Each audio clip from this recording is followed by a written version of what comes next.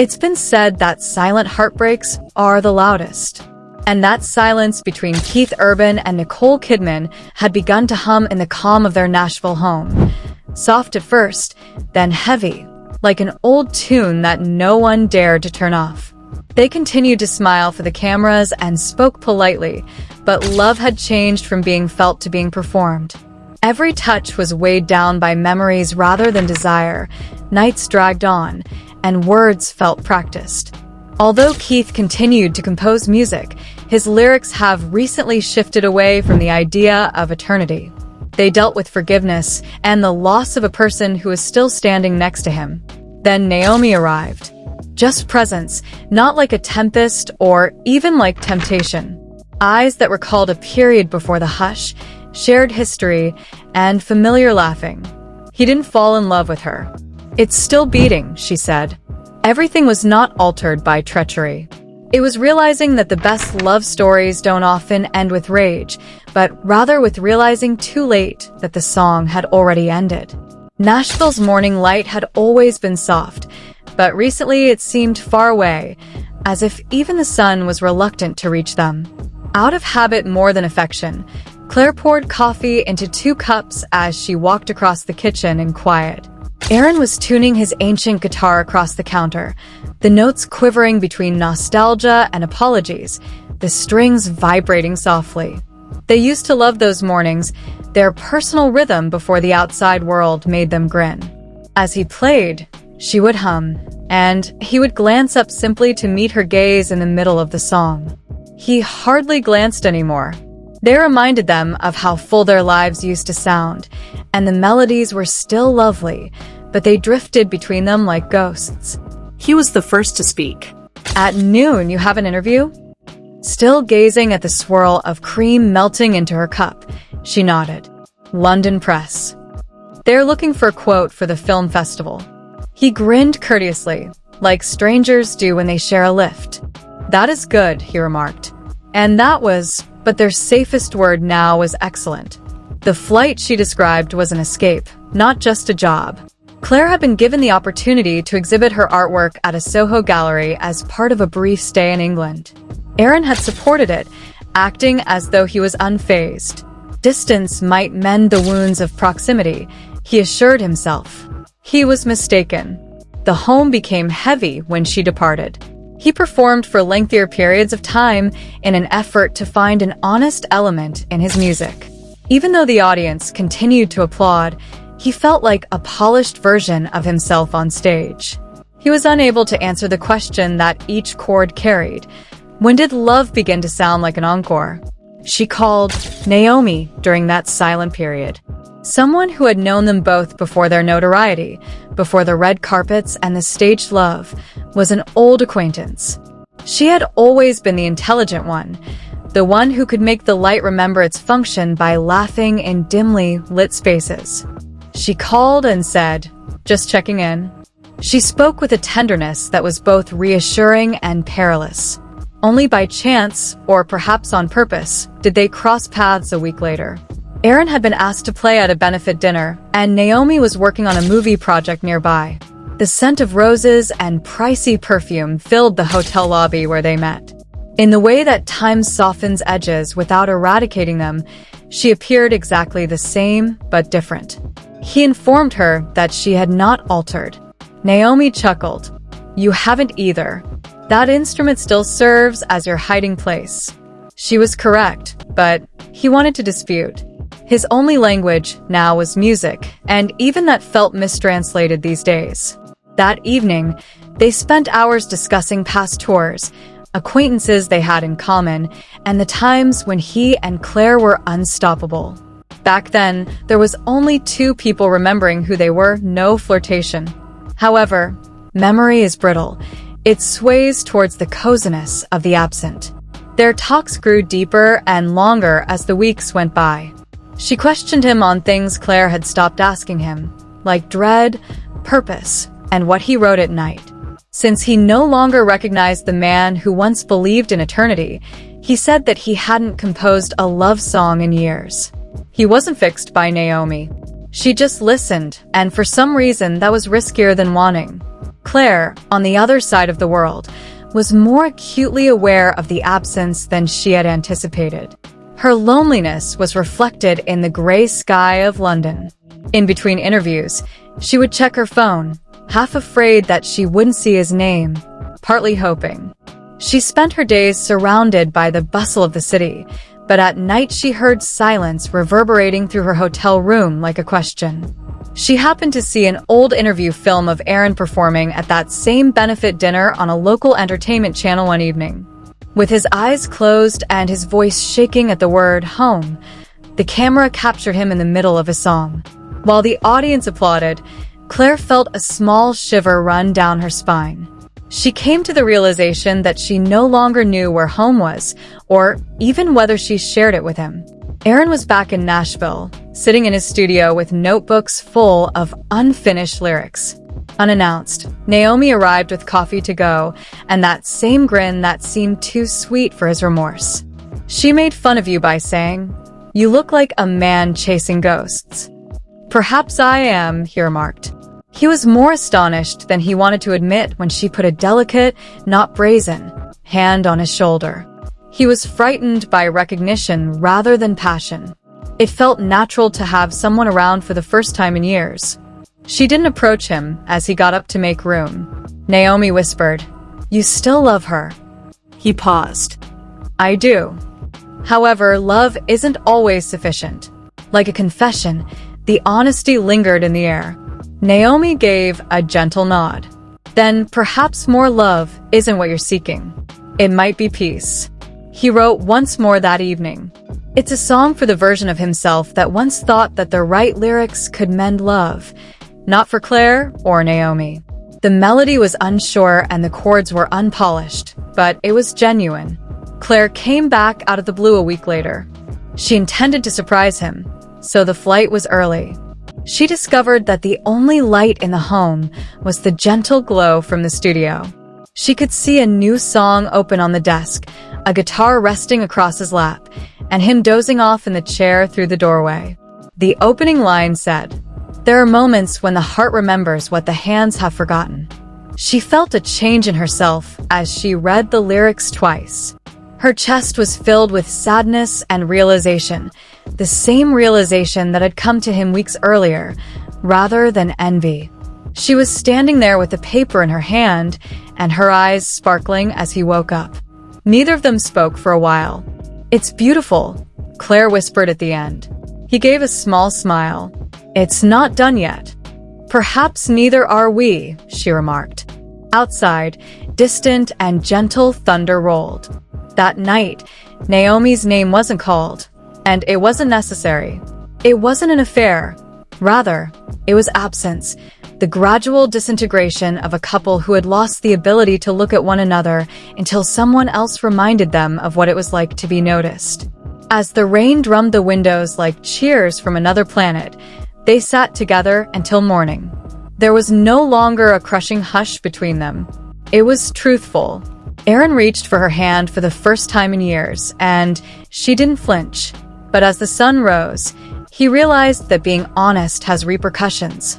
A decision that would determine not only their marriage's future, but also the reverberation of every melody he would ever compose again lay somewhere in the lyrics of that incomplete song. It seemed like borrowed time during the week following Claire's homecoming. Nothing felt the same, even though everything appeared to be the same. The guitar leaning against the window, the coffee cups arranged on the counter. As though both were scared to breathe too loudly and jeopardize the tenuous ceasefire daybreak had brought, the air in the home had become thinner. Aaron stayed out of the studio. He persuaded himself that he needed time to process what he had spoken. But he could still hear the song she had read that evening, the one he had left incomplete, every time he walked past the door. He had written it about her, but it also belonged to Naomi, to every incomplete instant that suddenly existed between them. Sometimes the heart recalls what the hands forget. Claire worked silently, cleaning rooms that didn't require cleaning. Old habits performing themselves as if memory could pretend everything was fine, she said with a sad smile when she found herself doing it. She watched the shadows on the ceiling while she lay awake at night. The rain, which had previously soothed her, now sounded like cheers for a performance that had already ended. She discovered him tuning his guitar on the porch one evening. His outline became softer in the twilight, making it harder to distinguish between the man she knew and the one she wasn't sure she could still reach. She urged him to play something. Startled, he looked up. "You haven't asked me that in a long time." Sitting across from him, she answered. "Then perhaps that's the issue." With timid fingers and a quiet voice, he started to play. It was a strange music, raw, still lacking lyrics. Trembling like confessions, the notes soared into the humid air. Claire shut her eyes. She thought the music might make the distance go away for a little while. He glanced at her as the song came to an end. "Do you ever think that we lost the ability to be honest because we spent so much time being flawless?" She took a while to respond. "Perhaps honesty arrived too late," she said. "However, it's still better to be late than never." That evening, they spent hours discussing fatigue, the type that results from loving someone for so long that you begin to mistake endurance for devotion, rather than shame or blame. It was two souls untangling. It wasn't an argument. Days went by. They started going for morning walks together, first in silence, and then exchanging brief tales. Once more, there was cautious but genuine laughter. Something was changing inside the house, but the world beyond their gate was unaware of it. Then the phone rang. One afternoon, as Claire was arranging the table, he saw Naomi's name flash on his phone. Aaron froze for a moment. He might act as though it hadn't occurred. However, the truth had a way of insisting on being there. To respond, he went outside. Her voice faltered. "I heard back from Claire. She is." A human, hefty pause. "That's excellent. You have a distinct voice." "I'm attempting to be," she muttered. "I just wanted to say goodbye. The project is finished. Tomorrow, I'm heading to Vancouver." Part relief, part sadness, he exhaled. "I appreciate you reminding me of who I was." "And who was that?" she asked. "A man who, despite the fact that songs are ineffective, still thinks they can make things better." He could hear the pain beneath her quiet laugh. "Next, compose one for her. Don't let your last verse be quiet." The cue died. For a long time, Aaron stood there with the phone cooling in his hand. Claire was waiting for him when he returned inside.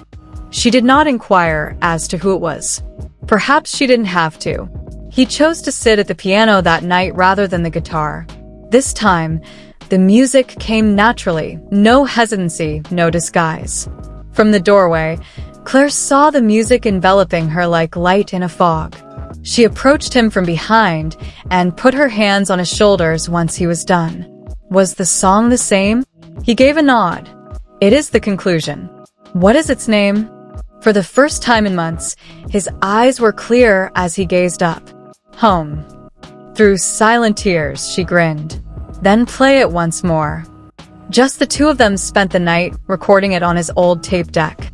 Just the truth, no audience, no studio lights. Every flaw and crack in his voice served as evidence that something damaged was regaining its ability to breathe.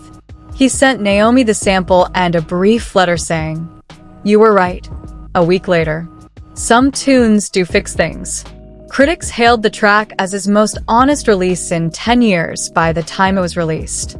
They were unaware that it was about grace, the type that results when two people quit acting fake and begin to forgive, rather than loss. Aaron and Claire didn't make another pledge to stay together. Now they made their pledge. To arrive.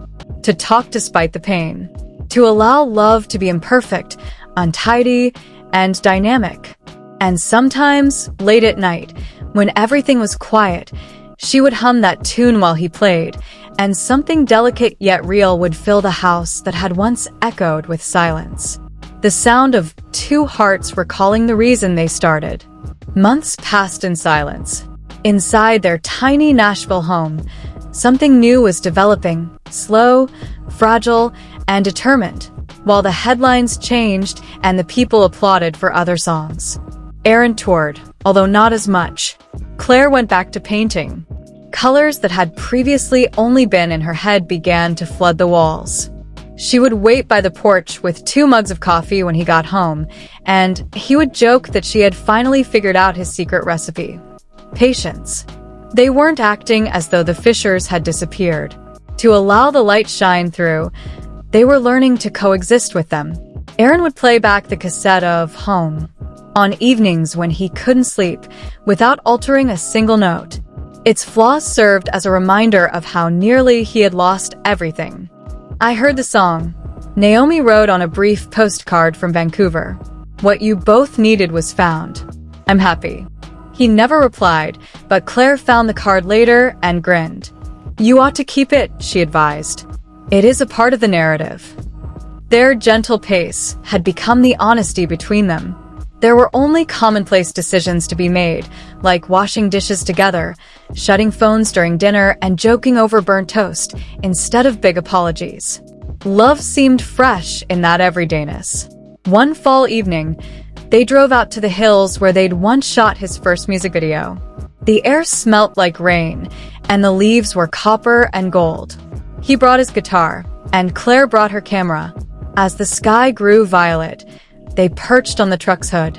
Do you ever consider what we nearly lost? She inquired. He gazed at her, then at the horizon. Every day. However, perhaps that is the reason I no longer take anything for granted. Her head rested against his shoulder. All right. Because I won't allow you to write songs to express regret the next time. All you can do is dance. At last, the sound of his laughter felt natural. Agree. He didn't flee for cover when the first raindrops fell. She didn't either. They remained there, allowing the fields, the memories, and even the guilt to be obscured by the river. Their hearts felt lighter, but their clothing were saturated by the time they drove home. Aaron returned inside, wiped the fog from the window, and gazed at her image in the glass. Silently, he replied, "We made it back." She approached him side by side. We didn't return. We proceeded. He grinned, but in the same direction. She gave a nod. At last. He picked up the guitar again later that night as she fell asleep. This song was about perseverance rather than regret or atonement. Through the open window, the tune drifted into the silence of the city beyond, rising clear and delicate. And one day, a radio somewhere, maybe miles away, would play that song, and someone else, lonely, unsure, and attempting to forgive, would hear it and comprehend. Because each tale that is discovered to be true serves as a roadmap for another soul looking for a place to call home. Apologies and fireworks aren't always how love ends. Sometimes, in the slow rhythm of comprehension, it finishes quietly, and if you're lucky, it starts over gently. The story of Aaron and Claire serves as a reminder that true love is about perseverance, forgiveness, and the guts to stick by someone when it would be easier to walk away. Let this serve as a reminder that stillness need not be the end if you have ever felt the weight of silence in your own tale. It can be the silence that precedes a new verse. Put on music that used to have meaning for you tonight, wherever you are. Pay attention to the heartbeat beneath the words rather than the words themselves. You might hear your own. I appreciate you being here and following this narrative through to the end. Stories of love, sorrow, and rediscovery have found a voice on Celebrity Press, where secrets explode before your eyes.